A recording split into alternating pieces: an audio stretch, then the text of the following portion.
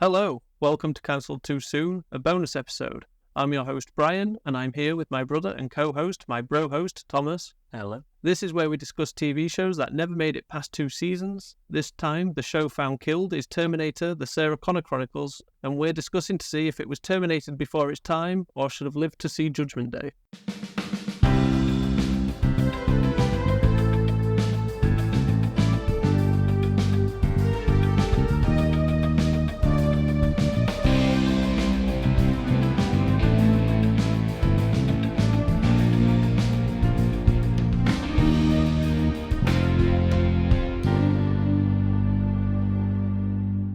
Shall I start with the synopsis? Yeah. Set after the events of Terminator 2, Judgment Day, Sarah Connor and her son John tried to stay under the radar from the government as they plot to destroy the computer network Skynet in hopes of preventing Judgment Day. It was created by Josh Friedman and stars Lena Headey as Sarah Connor, Thomas Dekker as John Connor, Summer Glau as Cameron, Brian Austin Green as Derek Reese, Richard T. Jones as James Ellison, and Garrett Dillatham as Cromartie. Not missing anything else on that. Well, you've got the premiere date, if you want to say when it premiered. Season 1 started January 13th, 2008, and ended March 3rd, 2008. And then Season 2 came along in September 8th of 2008, and the final episode was April 10th of 2009. Yeah, I find that very odd as it is anyway, because it's rare you get a second season follow Season 1 in the same year Season 1 premiered. Yeah. Obviously, the writer's strike at the time was part of this. I'm going to say that's an unusual time for television. Yeah, very unusual time. Because Season 1 also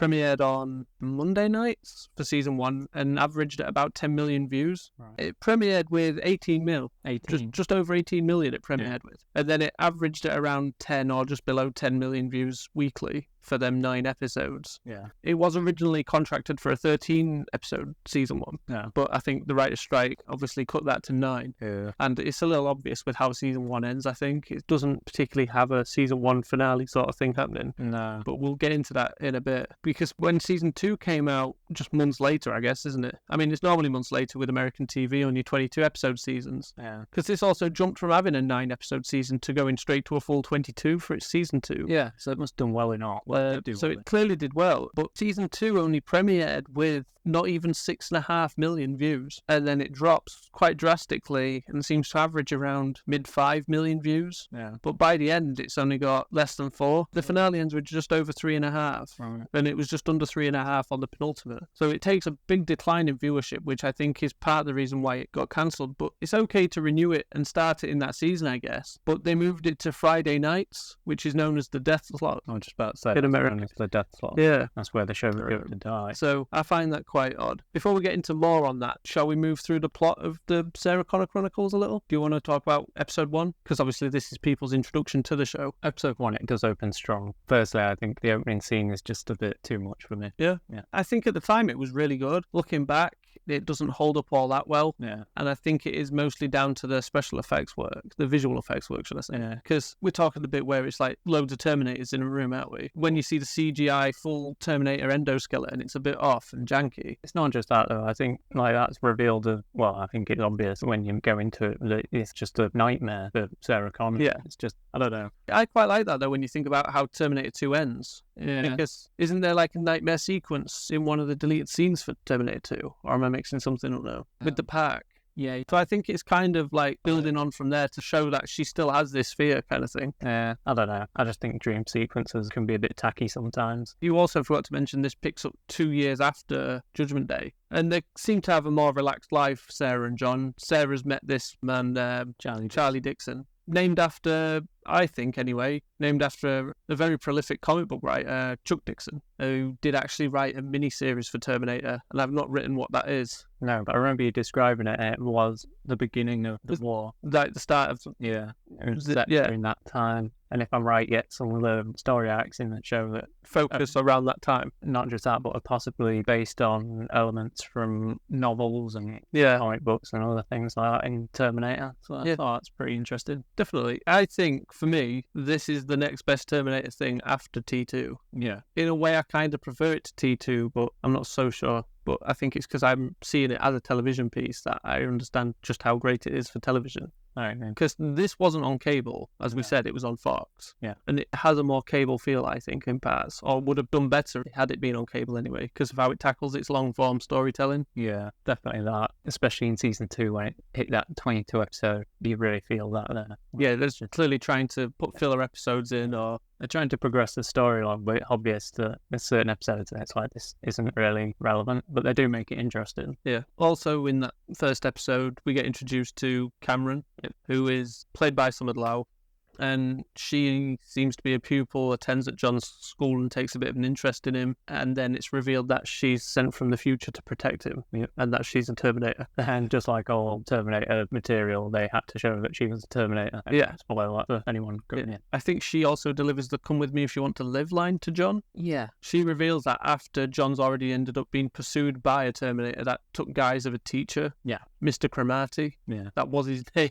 Yeah. Which I think is a little ridiculous. And he was played by Owen Yemen. Yes. He was known for The Mentalist as Rigsby. Yeah. Great show, worth checking out, by the way. Mentalist. And so he pursues John, and Cameron helps them outrun Mr. Cromartie, Terminator, by taking them to a bank vault, which is revealed to have been a time machine essentially built in there by the resistance fighters. They've been sending them back with scientists or plans knowing how to build a time machine, so there's one there if need be. And she jumps them into the future by 10 years, so it then becomes a more contemporary setting. It's set in 2007, which I think would have been its original air date if not for the writer's strike for season 1. Yeah, because it got pushed back into the January. And they usually start in September. Yeah, then they play out them 9 episodes weekly. So she jumps them to 2007, and that's kind of your pilot episode, basically, isn't it? It kind of ends. Yeah. They have to run and get to safety. Obviously, their clothes are all gone, and apparently they were actually naked when they filmed that scene with the 3 of them on the highway. Yeah. Lena Headey, obviously, after this also went on to have a strong run in Game of Thrones, which kind of brought her to people's attentions. Yeah, which we knew her from this. Yeah. And I really liked her as Sarah Connor as well. I think she plays the part so well throughout this show. Yeah. You sometimes say she's the better Sarah Connor. Yeah, but I think it's because I've spent more hours with her, like, viewing this. Because this would be my 3rd or 4th run through of the show. Same for me, I think. And I don't even know if I've seen T2 4 times. I think I've seen T2 about 4 times. The first Terminator, I think I've seen more. I've seen the first Terminator probably close to 10. Yeah. It's definitely my favourite. Anyway, back to the pilot. Yeah. From there, we go on to... Well, basically, they have to learn how to, like, fit in modern day. John's got to learn new tech again, and which he does quite well. Yeah, they really portray him as a pretty savvy guy, I think, in the tech aspects of it. Yeah. He has clearly this vibe that he doesn't want to be doing this. He'd like to have a normal life, which is something they play out throughout a lot of the show. And I think it's only towards the show's latter half of season 2 where he's realising what he has to do. Yeah. Which is pretty cool. And then after episode 2, we get episode 3, and that's an important one because this is where we get introduced to the Turk. Yep. Which is created by somebody who was an intern at Cyberdyne. Yeah. So it's linking back to T2 again. And the Turk is currently just a chess AI. Yeah. But obviously they believe that that can go on to become Skynet. Yeah. So Sarah tries to get close with this guy, Andy, who built the Turk. I actually have an interesting fact about the Turk. I don't know if you know, but the Turk was a real thing. Right. It comes from 1770. It was believed to be a chess-playing machine that was playing chess for people and beating them. That was in 1770. It ended up getting destroyed in a fire in 1815. Right. But it was learned that the machine was a fraud. There was a person inside the cabinet that would be playing, and they were normally like a very high-level chess player. And there was a few people. If you look it up, you can find the people that was inside the cabinet. But apparently it's quite famously known that the Turk beat Napoleon Bonaparte and Benjamin Franklin in chess games. Nice. During its period of being around for those short, well, I guess 8 decades. Right. But pretty impressive, I thought that was. So obviously I've took inspiration for that for the name of the Turk. Most likely. This is also something where we actually see the Terminator that gets known as Cromartie throughout a majority of the show now, because this is where he's looking to find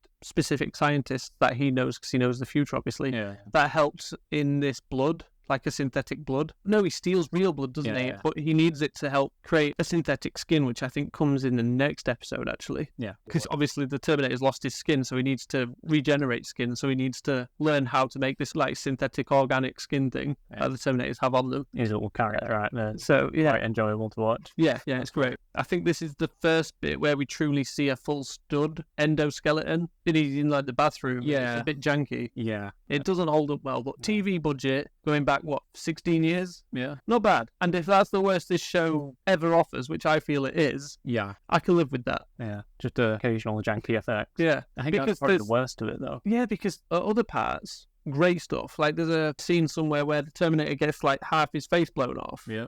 And that's a great effect. And if you watch the special effects in the bonus features of one of the discs, I can't think if it was in season 2 or 1. Yeah, season 2. Turned out it was like just a green overlay on the face, and they rendered that in. But they made an actual model of the guy's head and everything. Just brilliantly done. And I think this is now where Gary Delahunt takes over Cromartie from this point, because if I'm right, he gets his face profile from a plastic surgeon. So it turns out he's got this actor's face. Yeah. There's a good reference later where somebody's watching one of this actor's films on television. It's clearly like a rip-off of Conan the Barbarian, which I thought was pretty great because it's a nice homage to Schwarzenegger's career. Yeah. So that was pretty cool. I think the next big step from the Turk would be the introduction of Derek Reese. Yeah. Which I'll let you get into. I think episode 5, is it? Yeah, it's episode 5. There's a tease of him, I think, at the end of 2. No, 2, sorry, where they go to the Resistance, like hideout. Cameron takes them there. Yeah. But the Resistance has been killed already. Yeah. We know that the Resistance, because they've got a barcode like Kyle Reese. Yeah. Derek, I think, was there as well. Yeah, but there's not much made on him. You don't see a face or anything. And then I think it's at the end of episode 4, you see someone's arm, just the arm of them being watched, and the barcode there again. But Derek Reese, he's been sent back, and he makes it his little mission to go stop the Turk. That's like he obviously wants to. Because he's past, like any other. Yeah, he's past Sarah when she runs to Andy's body. Yeah. But she'd already believed she'd stopped the Turk because she destroyed the machine, basically. Yeah. Oh, I'd like to bring up, because I've got it in my notes. Episode 4, we have some stuff at the FBI base, because we've got Richard T. Jones's character, who's already been on the podcast, I guess, with Event Horizon. Yeah, he plays James Ellison, so I feel he's named after James Cameron as well. But we've got Summer Lauer's Cameron, taking James Cameron's surname, and now we've got Richard T. Jones taking the James name of James Cameron. Ellison comes from a sci-fi writer, right? And we see him back at the FBI base because obviously this Cromartie character, with what he's doing, has grabbed the FBI's attention, and evidence of Sarah has turned up from his case in the first episode with the whole bank thing, with the bank explosion, because obviously the feds are going to get into that. But episode 4, we also have guest star Lee Thomas Young as Agent Stewart, which I thought was pretty cool because he played Smallville's version of Cyborg. Yeah, not long before this as well. 2 years before this. Yeah, it wouldn't be long, and sadly he died quite young. Yeah. And he was also in The Hills Have Eyes second movie in its reboot. Yeah. But I just wanted to bring that up because I thought it was cool that they've cast somebody that played a cyborg. I don't know if that was intentional or not. And I think he's only in that episode as well, sadly. Yeah. It looks like they're going to set up an arc for him. Yeah. It seems like they're setting something up with him because he's sort of countering Ellison's investigation, isn't he? Yeah. Sort of shuts it down. So you think, oh, this guy's going to be kind of relevant to this. No, he's pretty much relevant to sort of shutting down the case. I forgot to mention there is a continuity error due to Cromartie. Really? Yeah. Okay. It's due to the fact his head gets transported through the time travel. Oh, yeah. But you need organic skin. Right. And he did not have it. Right, okay. That's just a huge thing on the Terminator mythos, isn't it? Yeah, that's something that never really occurred to me either when watching. No. Which I think is compliments to the show, because you're enjoying everything else that's going on. You're not particularly thinking just about a bit that. of a shame. But haven't they broke this sort of continuity within the Terminator lore already, I guess, with the liquid metal? That kind of replicates organic skin, which is a bit weird. Yeah, I don't like that liquid Terminator. I don't really know how it works.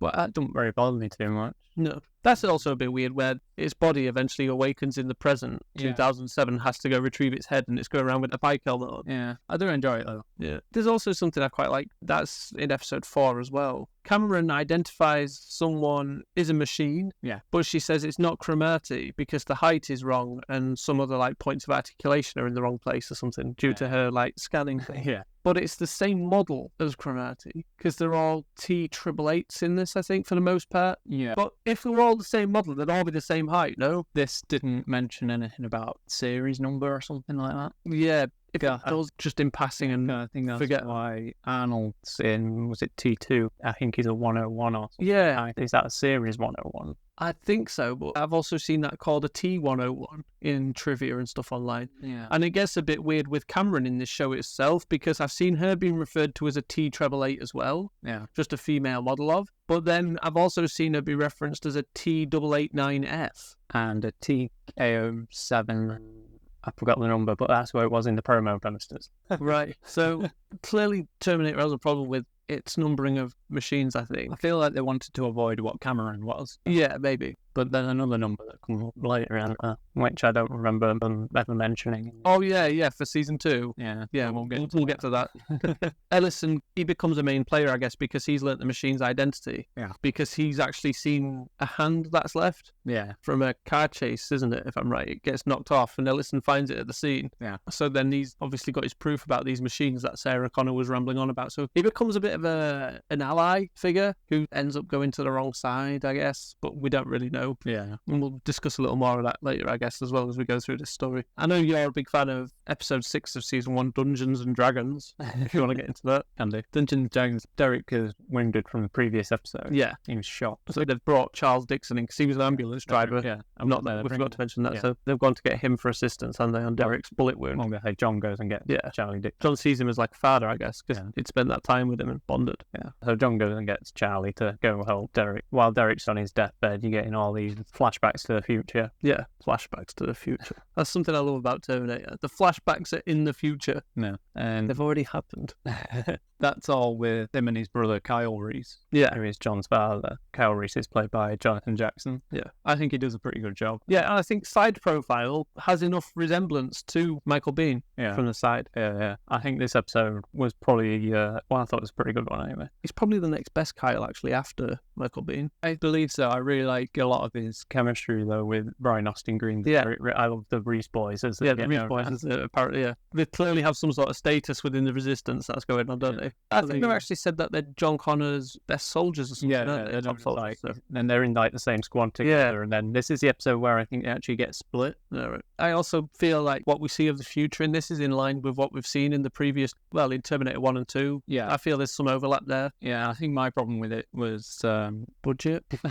It has that like Hollywood clean look to it that Terminator 2 carried over. Like that. I think that's more from its budget and having to I think an episode of television is normally filmed in about 9 days. It was all about quick turnaround. It didn't bother me too much. It kind of had this sort of clean look. Yeah. And it's nearer the beginning of the war, I guess. No, I think that's actually 10 years into it, isn't it? I think the flashbacks to the future were in 2020s. Oh, I haven't got that written down anywhere unless I have when it comes up later. Yeah, I believe they're in the 2020s because Judgment Day is now April 21st, 2011. John and Sarah have managed to push it back, but not Sarah. I just thought it was good to see Kyle and the Reese boys there. Yeah. Pretty good in there. Yeah, like you said, he's a pretty decent Kyle. I think what's great is they actually managed to make him a little bit reoccurring. He comes back. Yeah. And episode 7, the one following, is pretty integral because it's where we get Dr. Silberman for the Sarah Connor Chronicles, played by Bruce Davison, who's had many roles, but I think a lot of modern audiences would maybe know him as Senator Kelly from X-Men. Yeah, I definitely know him as that. I mean, he was in the Knight Rider reboot in a similar year to this, maybe the year before, 07. Yeah. Because Dr. Silberman actually retells the story to Ellison. Yeah. When I say retells the story, he's telling the events from T2 in the ward, which was pretty cool. Yeah, and he's gone a bit loopy. Yeah, and they've refilmed the scene with Sarah in confinement from T2. Right. Because John sees the tape. Yeah. In this episode as well. So there's some good stuff there. Yeah. And I think, this is the one, because Derek doesn't quite trust Summer Glau's character Cameron in this. Yeah. He's all about, you'll never be human and stuff, and she had to go undercover to find a bit more information out to do with the Turk. Yeah. And she joined a ballet class or something, and Derek sees her at the end of the episode doing ballet. Yeah. He's clearly a bit moved by it and thinking there's something more to this Terminator than other models. Yeah. This is a bit of a storyline that's quickly dropped, I feel, after season 1. Yeah. At the start of season 2, they seem to just keep Cameron static. Because I thought she was going to take a Data from Star Trek approach and slowly become more human and learn more human behaviours. Yeah. Seems to get halted at the start of season 2. Yeah, there's kind of story reason. Yeah. And then the next episode of that, by the end of season 1 anyway, we've got Cromartie posing as FBI. Yeah. Which is pretty cool. Cromartie's probably your favourite Terminator, isn't it? I really like him. Garrett Delahunt's a great actor. He don't get the recognition he deserves because I really like him in Last House on the Left, the remake. Yeah. And he's absolutely brilliant in Hand of God, which was 2 seasons. Yeah. And that was an Amazon Prime show led by Ron Perlman. Yeah, Ron Perlman played the lead. Back to this though, I just want to mention a scene that I do kind of find funny, and it is when Ellison was looking into the Terminator and the whole plastic surgeon and all that sort of thing. Yeah. And he goes and finds the actor and he questions him about the whole murder of the guy, and he's like, no, I don't know anything about it, And then Ellison at the end of the episode goes back to the actor, but now it is chromatic. Yeah. It's like, I just want to warn you that there's someone out there who possibly has your face. Yeah. And he's like, okay, I'll keep that note. That probably spoiled it, but I just found it funny. In the finale, Derek takes John to a little park and buys him an ice cream and they bond. At the park, there's two kids playing catch, I think, or baseball. Yeah. And that's a young Derek and Kyle. Young Kyle is played by Skylar Gisondo. He's the son in the Vacation reboot with Ed Helm. Yeah. And he's going to be Jimmy Olsen in James Gunn's Superman next year. Yeah. And the young Derek we see is played by Ryan Kelly, who was known for playing Deputy Jordan Parrish in Teen Wolf. Yeah, Ryan Kelly was on a couple episodes of Smallville, which is a Superman prequel series. Yeah, that's a pretty cool episode because we've got like a whole hostage situation going on in the season 1 finale. Yeah. And is this the one and it ends at like a motel sort of pool shootout thing? Yeah. With the SWAT team? Yes, it is amazing. Great. The end scene for season 1 is actually really good. Fantastic finale. Great ending.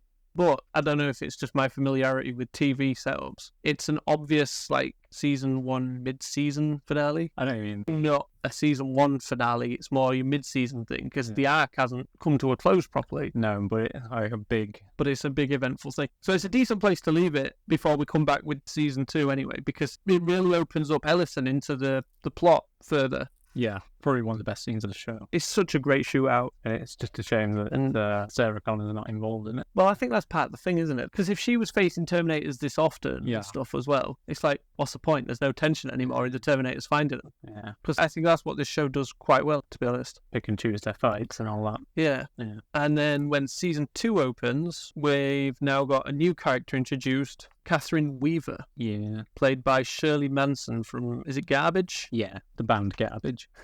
Have we missed any important guest stars out? I've got Phil Morris as Miles Dyson, but yes. he has such a small part. Yeah, and he's great as Dyson. Yeah. I have a feeling they might have wanted to do more with him, but at the same time, what can you do with a character?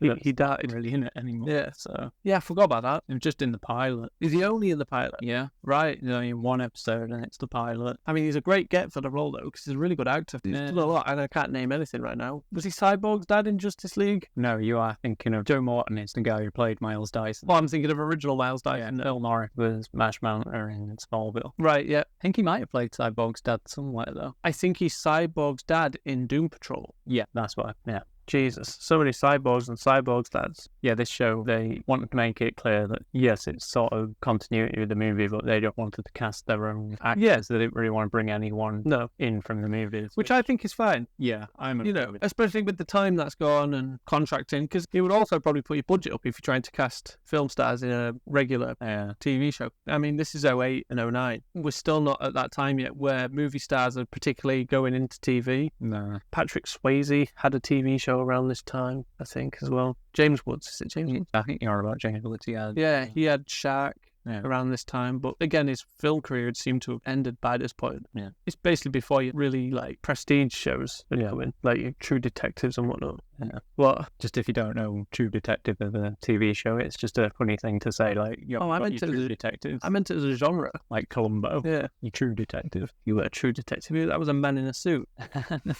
You're about Catherine Weaver, I think. Yeah, she plays an ongoing like antagonist throughout this show in a way that never really meets Sarah Connor for a long time. Yeah, but if you notice, their story's kind of parallel. Yeah, this has a really weird scene with her to opening. She's had a go at one of her employees or something, and then her employee just goes into a rant as he goes to the toilet and he's having a rant about Catherine Weaver while he's at the urinal. Yeah. And just as he's about to walk away, the urinal morphs into Catherine Weaver, and then she like spikes him like T-1000 style. Yeah. And apparently she's not a T-1000. I don't know where this is revealed, but apparently she's a T-1001. Yeah, I think it is. So they keep referring to it as. But I don't remember them ever saying it in the show with a lot of these model numbers that I find online. Yeah. It's a bit weird. And the effect, I don't think is even as good as what it is in T2, like 16 years before. Yeah. But again, it's TV, and it's not a bad It weren't effect. bad. It's better than an effect we get, I think, in the finale. Oh, God. Yeah. I'm not very keen on this character. No, I'm not, but I don't think you're supposed to be. It's a very weird role because they're not giving us enough information to just know how villainous she is. yet she's doing things that feels like it's against Sarah Connor. Yeah. But the fact that she's never meeting Sarah Connor is like, what's actually going on here? Yeah, she's like an owner of the company and all this sort of thing. And she's got a daughter. That's probably the most interesting thing because she's obviously took this person's place. Yeah, and Ellison eventually meets her, and he starts questioning her motherly instincts. Yeah, and then episode 2, we get introduced to, I guess, a series regular, not a main, with Riley at school. Yeah. Like a love interest for John Connor, and she seems to play a bigger part, and she's played by Leven Rambin. Yeah. Apparently she's in The Hunger Games, Mank, and The Forever Purge. Right. I don't remember in any of them. No, I don't really like any of them. Also, episode 2 is the one where Sarah's investigating the power plant, the nuclear power plant. Right. And she maybe picked up some radiation, and it guest stars Dean Norris.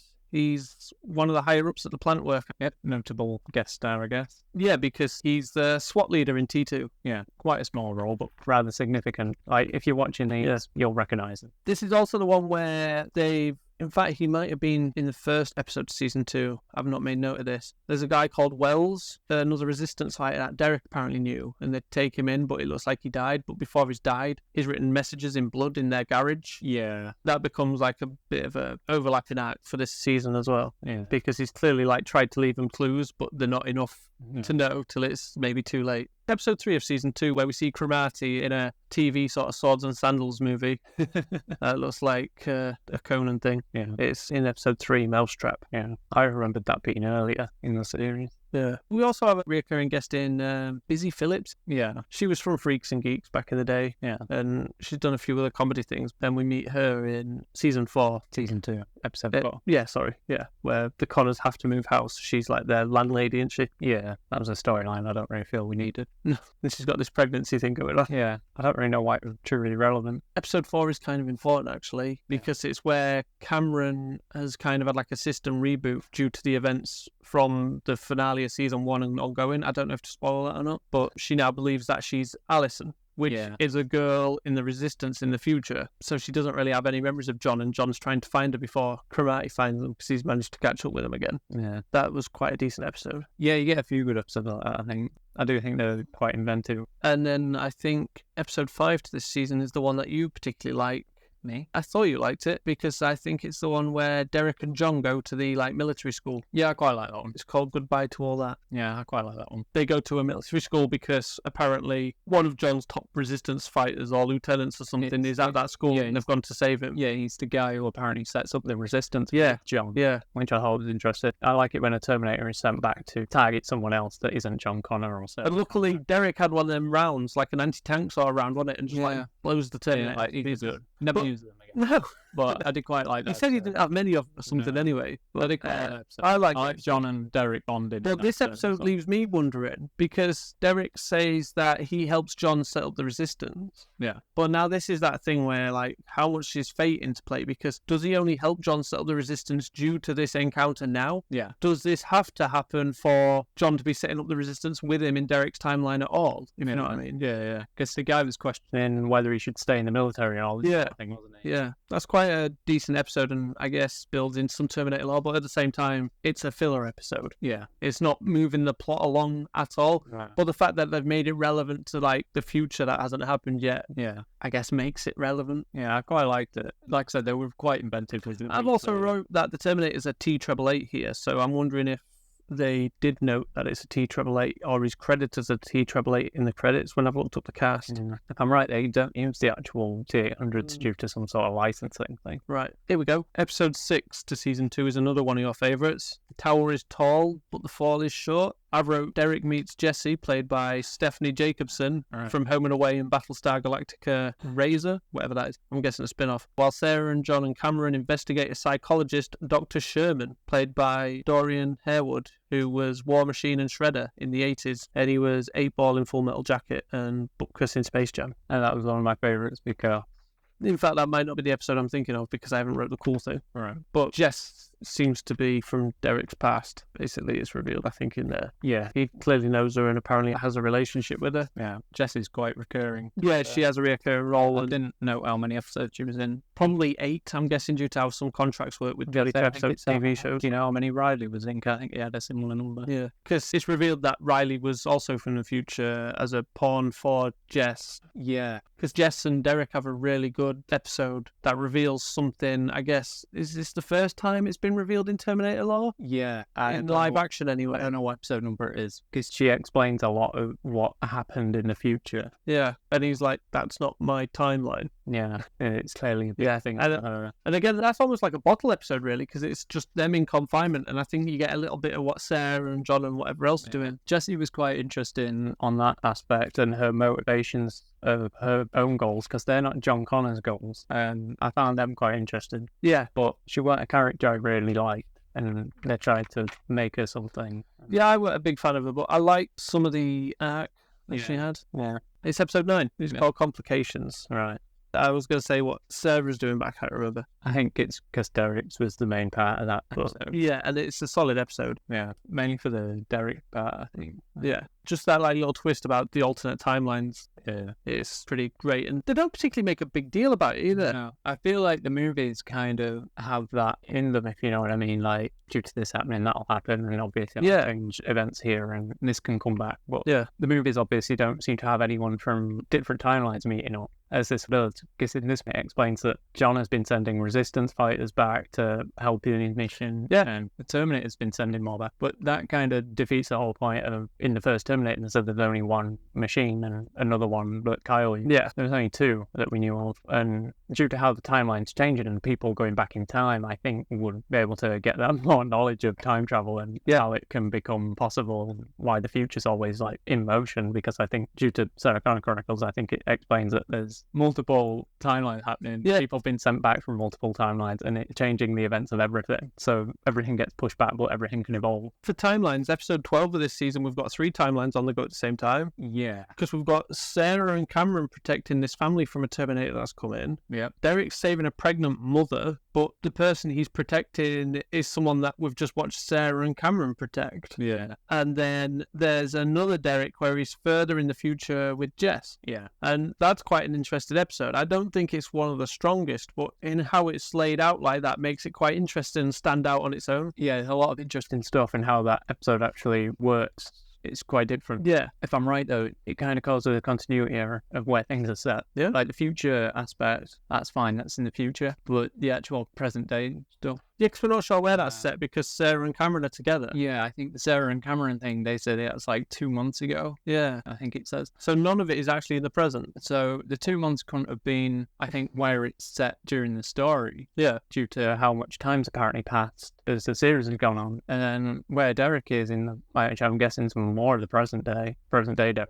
Not the future one. I think that's supposed to be the actual present, but I don't know. It seems that I don't think that one actually stated where that was set. I think both Derek timelines are in the future in that episode. Because there's the one where he's with the pregnant person of who things saved. That seems to be quite far in the future as well, no? That was the Sarah and Cameron. But the interesting thing about this episode is it's the only episode without John Connor. Yeah. So that's something. You don't really notice that he's not there because there's so much going on. But due to other events in the show, it seems as though it couldn't take place. Yeah. Due to where they say things are happening. Like I said, the stuff in the future's fine. But yeah, I don't know. Comes off a bit weird. But yeah, I do like a lot of stuff where it focuses on Derek. I think he was a very interesting character. Yeah. They're all interesting characters, but for me, I've always liked Derek, and he was a good introduction to the show. Yeah, I need to go back to episode 9 again of season 2. Right. Because that's the one where Cameron learns about putting a tortoise back on its feet from Sarah. Right, yeah. Which is a really good thing, because that comes from, I believe, a thought experiment about consciousness, I think, and life. I can't remember what the thing is, but it's about saving a turtle and lifting it back on its feet. And they've clearly played with that with this by actually having Sarah teach Cameron to put a tortoise back on its feet so it can move on with its life. Because then in episode 11 of season 2, that's the one in the library. It's like just all Cameron and a guy called Eric, played by Billy Lush,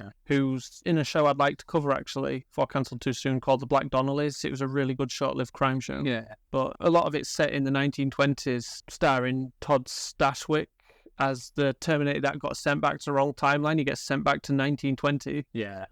So he builds a tower and disappears. Yeah. But it turns out he built himself into the tower so he could just wait. Yeah. It seems a bit weird in parts, but it makes Cameron's tortoise lesson from earlier come into play, because Eric's disabled in a wheelchair, and when he falls out, she actually knows that she should ask to help him to put him back in the chair. Yeah. But it's after an argument, so he didn't want the help, but she didn't quite understand. But that's also the same episode where John goes to help Riley at a party and just beats up some punk. Yeah. Like, really shows just how mean he can be. Yeah. Because I think that's the first thing we actually see, just how physical John can be, like how well he can handle himself hand to hand. Yeah. And we're about halfway through season 2 with that episode. Yeah. Yeah, and then it's the episode we were just talking about with the Alpine Fields episode with the 3 timelines after that episode. Yeah. The title of Alpine Fields doesn't make sense as well. Why? I think it's a reference because the family are the Fields family. Yeah, but Alpine, I think. Why? I think there's a lot of speculation of where they get the location from and things. Right. Episode 15, season 2 is a bit of a weird one. It's the funeral one. 15. Yeah. Jumping past a bit.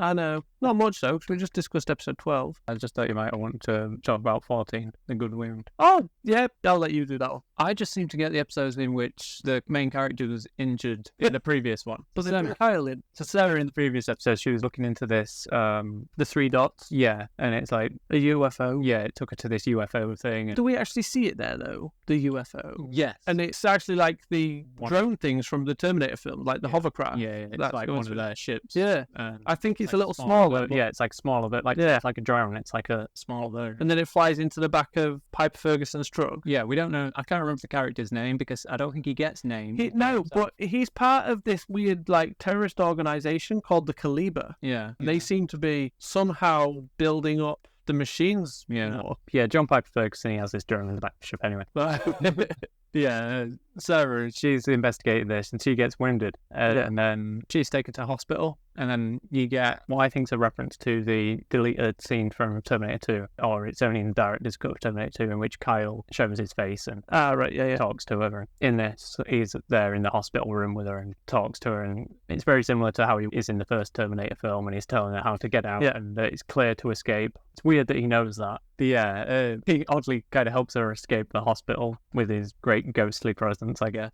He doesn't actually do anything or say anything that she doesn't already know. He pops his head out the door and says it's clear. He says it looks clear. So yeah, she's pretty much having conversations with Yeah, no, that's not there. throughout the whole episode. So I just think that's great. You get Kyle in his look from the first. Yeah, with the jacket and the shoes and stuff, yeah. So that was cool to see. Unfortunately, you get to see how much he's not as much like Michael Biehn in this episode. Yeah. But he plays it well. He's a really good substitute, and I think they did well with the casting. I think he really plays it well. I don't know who else sort of auditioned or anything, but I think he does a great job. Speaking of people who auditioned, apparently they auditioned over 300 people for Sarah Connor. Yeah. I think it's this point, somewhere in season 2, where Cromartie has now become part of Weaver's thing and is going by John Henry, and she's using him as like a weird AI, because this builds we into jump the thing. past Mexico. Yes, we will have. Because the Mexico, I believe, is the tortoise one. Right, because that is the episode you mentioned earlier with the effects, with the Terminator's head just getting blown to pieces, which was really great. Is it called Mexico? It could be. I don't know what it was called. I think it's Strange Things Happen at 1-2 point. It's episode 8. Mr. Ferguson is ill today. All right. Cromartie kidnaps Sarah, frees to Mexico. That is a really good episode. Really good episode. Yeah. And obviously they actually managed to finish off Cromartie. Yeah. But when they go back for the body to actually destroy it, the body's gone. Yeah. And now Weaver has it, it turns out. And, yeah. But she's like rebooted him and he's now John Henry, which is another reference to, I believe, a folklore in America to do with the slave trade. There was a John Henry, was it tunneling or something? And he claimed he could do it faster than the train, but his heart gave out in the competition. It's also who John Henry Irons is named after in the DC universe. Yeah, Steel. Yeah. So yeah, this is where more parallels become evident with Weaver and Sarah, because now they both have essentially a son, John, and their stories do parallel quite well, because Sarah in an earlier episode, she goes to the warehouse, and then at the end, that's where Weaver goes and destroys it. Yeah, blows it up. And that's a really good scene, actually, and that's almost a reference to also T2 with the Liquid Terminator, where he walks through the fire explosion, isn't it? Yeah, it is. John Henry has a weird fascination with Bionicles. Yeah. I think it was an offshoot of Lego. I'm not sure now, but they're like a build your own little figure thing. And I think they made films and a TV show. I don't really know, but apparently from what I've seen online, John Henry is very into and accurate with the lore he describes of the Bionicles. Yeah. I love it. So yeah, that's weird. They really try and emphasize how childlike he is. Yeah, I think it's done really well because Weaver's now hired Ellison by this point, and she's trying to get him to teach John Henry like ethics and life. Yeah. So you get these pretty decent philosophy, because it's something that this series does that I don't think Terminator's done before, and it's where they tackle actually religion, AI ethics and processing, what it means to be human, alternate timelines, and it looks like they're establishing more than one side to the war. Yeah. Which is all new to the lore, or it is live action anyway, because I haven't actually branched out into any comics or novels or anything yet, which I'd really like to. Yeah, there's a lot of interesting stuff. But this explores it, and I like the fact he managed to explore it, keep it grounded to a level where it feels still continuity to the original two films, and for that, this is the best Terminator after those two films. Yeah. There's elements in Salvation I like, and we'll get into that, I guess, on the next episode of our regular podcast. There's some stuff in this where some people might say, oh, that seems a bit odd for Terminator, but I think when you're watching the series and you actually watch it develop, it does feel like the Terminator from like T2 and the first Terminator, more so than any of the others, like you said. I think this actually shows a lot more love to the franchise. Similar to this, we won't say who, but I know you're a big fan in a way of Kyle's death in the first Terminator. Yeah. The fact that it's done and they're not making it this overdramatic thing. Yeah. And this, I think, tackles character deaths in a similar way. Oh, yeah. In a very similar way, to a point where it's like, Jesus, I need some sort of closure myself now. Yeah. I spent a year watching you. Yeah. But we won't say who or what or why. Again, we touched on this in our Terminator Trilogy episode. They took a good idea, apparently the only good idea to some people, about the idea of Sarah Connor getting cancer. Yeah. I don't know if it's the only good idea in T3. I think they took some other good ideas from T3, and that is target other people than John Connor. Target these top guys in the Resistance. Like, this show does that as well. Yeah, because Cameron breaks it to Sarah that she's going to die of cancer at some point. Yeah, she says, we jumped your death. Yeah, so somewhere within a 10-year gap, Sarah Connor's going to croak. Yeah.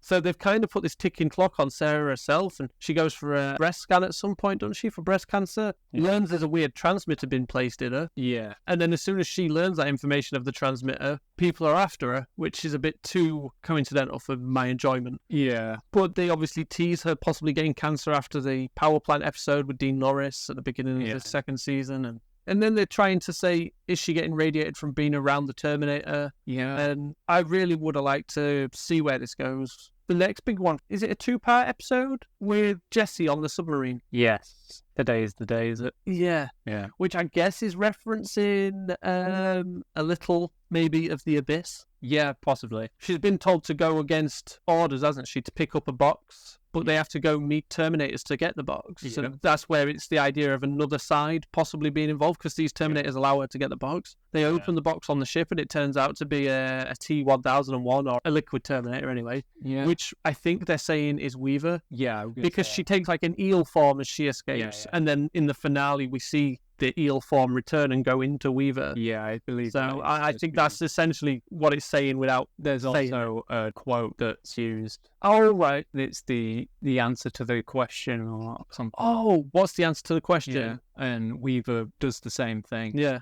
Yeah, because basically they want to know what the answer to the question is, but it's like to do with joining the Resistance or something, or will you join us, isn't it? Yeah. I don't want to spoil too much. I feel we've said a lot. Yeah. It leaves on a great finale. Do you want to say what the actual cliffhanger is, where it leaves off? I think we can, right? Because it's kind of a deal breaker on cancelling a show if it's too soon or not. I don't want to say how it gets to it, but we can just say what happens. Yeah. Do you want to say it? Okay. John and Weaver end up in the future in the Resistance fight. John sees Allison, while she's Allison, I think it is, not while she's a Cameron Terminator. And Derek walks in with Kyle in full Resistance military gear sort of thing. Yeah. And he's like, who are you? And he's like, I'm John Connor. And they're like, never heard of you. Yeah. Which is clearly playing into like how what's happening in their present is changing the future, I think. Yeah. So it's the idea of alternate timelines. Is this the idea that maybe this John is the future John in the Resistance? it's also why he needs to send Weaver back. Yeah, and I think it's 2020, this bit's I don't know if I made a note. so he's got like 3 years to become something. I can't believe it. I never made a note of the year it is where they jumped to. I believe it's 2020. But, like, what a way to end a show. I was so anticipating season 3. That finale went out on, when did you say? April 10th. April 10th, 2009. Yeah. It was officially cancelled by Fox May 18th, 2009. Just over a month later, they're like, no, we're cancelling it. Yeah. Which I think is shocking. I don't know if we said, but Dean Winters plays Charlie Dixon. I was just thinking that early on. You did the cast, but I don't know if you mentioned I didn't mention him because he's like recurring, he's not a main. yeah, I tried to get all the mains. Yeah. One reason I can find for this being cancelled is it was licensed to Fox by Warner Brother. Yeah. So Fox don't get any money from syndication Right. or DVDs and Blu-ray sales. Right. Obviously, we mentioned about the first season being hit by a writer's strike. Yep. I think that's a poor excuse when season 2 got a full 22 episode season. Yeah. Which seems crazy when season 1 was supposed to be 13. They're like, oh, we'll give season 2 22. Yeah. I think they should have made it wait a year because no one expects what is essentially, I guess, taking a mid-season episode count coming in after Christmas to be airing again that soon for its second season. Yeah. And to put it onto the what's known as the Friday night death slot isn't great. Nah. We also don't know how many people were recording it and watching it later. No. Which I think most fans of the show that would watch it weekly would. Yeah. I also wonder if maybe some viewers fell off when it became a 22 episode season. Yeah. Like we say, it got a bit episodic. Apparently, Thomas Dekker said in an interview, I haven't wrote when the interview was, but it weren't long after it was cancelled, said that Fox chose to save Dollhouse over this because it was cheaper to make. Right. Sounds about right. Which I definitely believe, and that's all I have. Oh, briefly, do you want to talk about the score? Bear McCreary does the score. Bear McCreary's known for Walking Dead and, to be fair, a lot of stuff. He's a great composer and does a lot of TV work. He does a great job on this.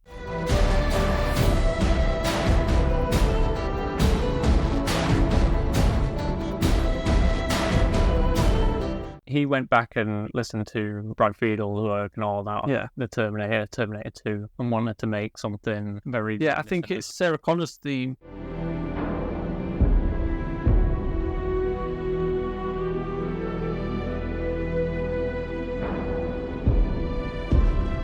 Because each character seems to have their own theme in this. Yeah. Because Derek Reese's theme, it's really all over the place. Yeah, it's all over the place.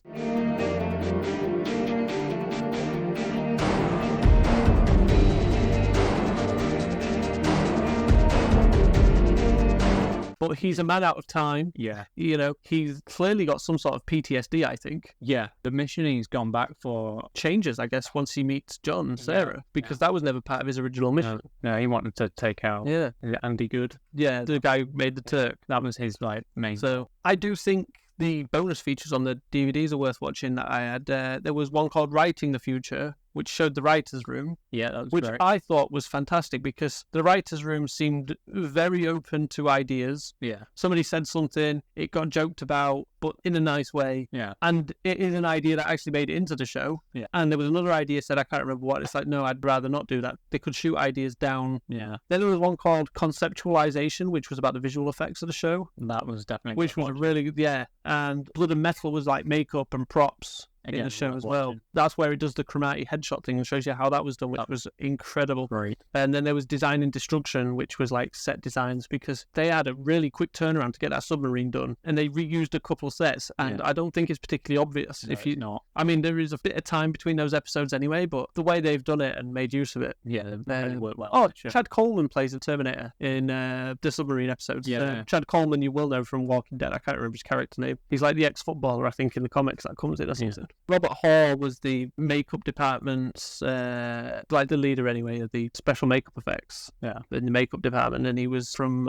Almost Human Inc. It was called. They seemed to do a lot of the makeup department effects. Yeah, and they did great. And then there was the special effects supervisor, which was Steve Gallick, and the visual effects were mostly done by Entity Effects and Zoic Studios, I think that is, with the visual effects supervisor is Jim Lima and visual effects coordinator Jack Marshall. So they put a real great team together for the most part. Some of the stuff they've had to do with the Terminator effects, because you're getting the bullet shots again, like the metal holes and cavities and stuff. Yeah, just great stuff. And the makeup will work on like round the Terminator's eyes. Mostly Cameron, innit? She has to have a lot of that done around the face, and same with Cromartie and some other features. So just a great job in general with Terminator work, I think. The worst thing is the CGI model when you see it fully. You pretty much did that in season 1, and then it seemed to be like, don't do that And again. I think it's more how it's rendered in. Yeah. It seems to be reflecting more lights in the scene, and I think that's the problem. Yeah. But again, they're pushed on not just budget, but time constraints. So, and I generally think this looks better than Terminator 3. Yeah, it's got a better tone as well. Yeah, those endoskeletons are Yeah. janky and whatnot and look a bit out of place. But if that's the worst in your whole 31 episodes, I think that's and you're not seeing it all the time. No, I didn't have much of a problem with things in Terminator 3, to be fair, but this is definitely a step up from that, and it's definitely a step up from everything that comes after. Yeah. I don't know what else you want to say about it. I just think it was a great show, and with how it left off, it was definitely cancelled too soon. That's my opinion.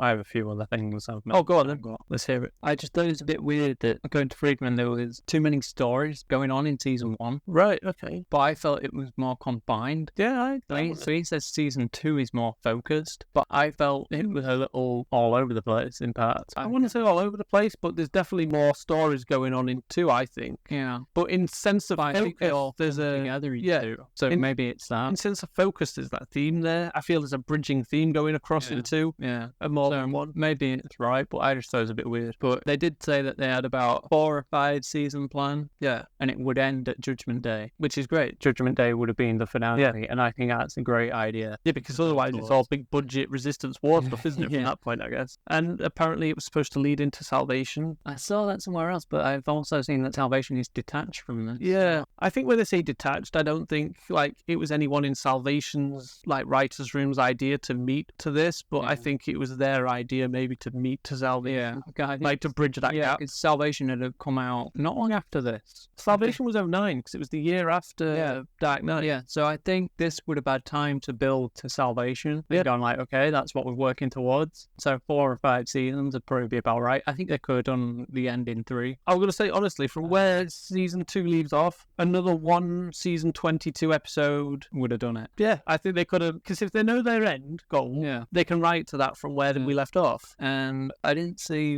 where, but apparently Thomas Dekker and Brian Austin Green had both said that they're hoping to finish it off with like 3 TV movies or something. That would have been nice as well. And I think that was before 2015. Right. So that's like 6 years after this, at least. Yeah, because in 2012, there were online petitions set up for this series to be brought back for a 3rd season to be commissioned. That campaign apparently ran through 2015. So that campaign ran for 3 years. Right. So it could have been during that. So they'd have maybe suggested TV movies, and TV movies could have probably done it. Maybe not so well, but they could have done it. I don't know if we said, but apparently Josh Friedman also had Summer Law in mind due to her role in Serenity to be Cameron. Yeah. And Summer Law didn't actually want to audition for the role even. Their mum talked her into it. Yeah. She'd never seen Terminator. Yeah. He was the opposite of Thomas Dekker. He loved it. Terminator, and he had to be... He had to get out of Heroes to get this, if I'm right. Yeah. Because they were going to do a reveal that his character was gay in Heroes, and his agent had to fight for him and go like, no, because that could sour your chances of being John Connor. Yeah. But him getting John Connor, he talked to Friedman about it all, and he's a great John Connor, and how it picks up from, well, it doesn't pick up from, but how it continues from Terminator 2. Yeah. Phenomenal job. Yeah. It seems to carry that tone. Yeah. He's definitely the better John Connor. He's my favourite. He's not as whiny or as annoying, like he's written cliche teenager. He's written well, and believable when he has to take the turn of toughen up. Yeah. When it jumps towards the end of season 2, where he really seems to realise, I can't keep this off anymore, I have to be John Connor. Yeah. Great turn. Because also he's got like a mop of hair, and sort of like late 90s